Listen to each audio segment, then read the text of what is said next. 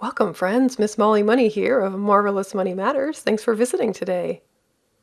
At the risk of alienating a large percent of you, we seriously need to talk about TV and social media and how they might be keeping you stuck financially.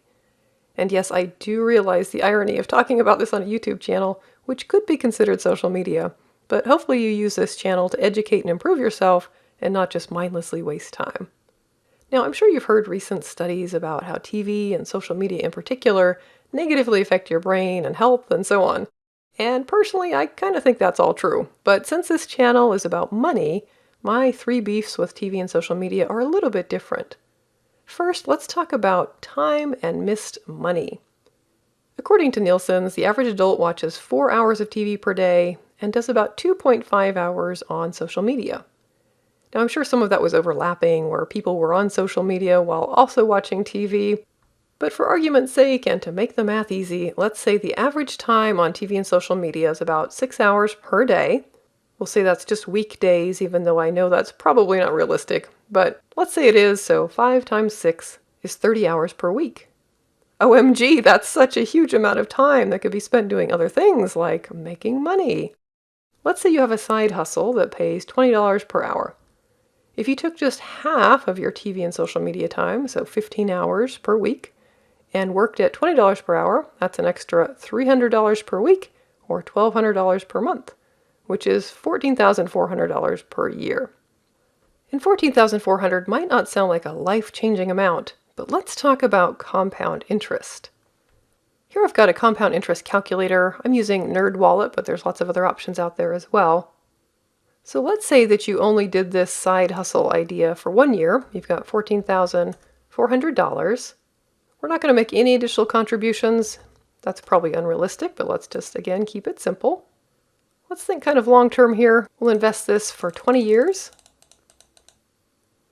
And we'll get a 7% return, which if you put it in the stock market over time, that's about average. And over on the right, you'll see after 20 years, we're going to have more than $58,000. That's just from cutting your TV and social media in half for 1 year and having a side hustle. Maybe you do it for 2 years. So let's say we double this. We've got $28,800. Again, we're not going to do anything monthly or annually.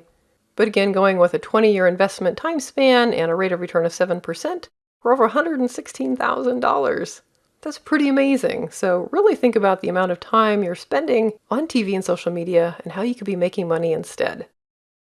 My second issue with TV and social media is that you're constantly bombarded by ads to buy stuff that you probably don't need. Digital marketing experts estimate that most Americans are exposed to around 4,000 and 10,000 ads every day, which seems just mind-blowing and absolutely incredible. But even if it were a tenth of that amount, that's still a lot. And what's the point of showing you the ads? Well, it's to get you to buy stuff, to consume stuff, right? Just try to watch a couple of hours of primetime TV and not go to the kitchen or not order food delivery. It's almost impossible. There's ads for all kinds of food and drink during that time slot, and when you see it, you want it. The same goes for all other products, from cars, cell phones, laundry soap, clothing, lawnmowers, you name it. Now, I'm all for capitalism, after all, and companies being able to sell their products and services, but the truth is you probably don't need about 99% of what you see, and the less you buy, the more money you're going to have for savings and investments.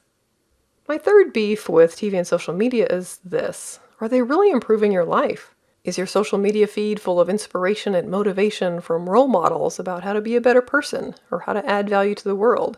Or are they simply a way to veg out and distract yourself with mindless clutter and memes? My guess is it is probably more of the latter. Now, I totally understand that at the end of a long day, sometimes all you can do is veg. You just need that time. I'd be a liar to say that I never binge watch Netflix or YouTube videos. But as they say, garbage in, garbage out, if you're filling your mind all day with garbage, every day, that's having a profound influence on you and how you approach the world. And you probably don't even know it.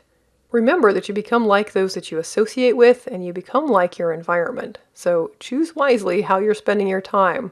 Now, I know there's legitimate reasons for TV and social media. Maybe you need it for business or school or planning group activities or just keeping up on current events. I get it. I really do. But from my own experience, the more you can limit its use, the more productive you'll be, and the more intentional you can be about the kinds of things you're putting into your mind. So, to recap, if you're spending a lot of time on TV and social media, you're giving up time that you could spend making money and getting wealthy.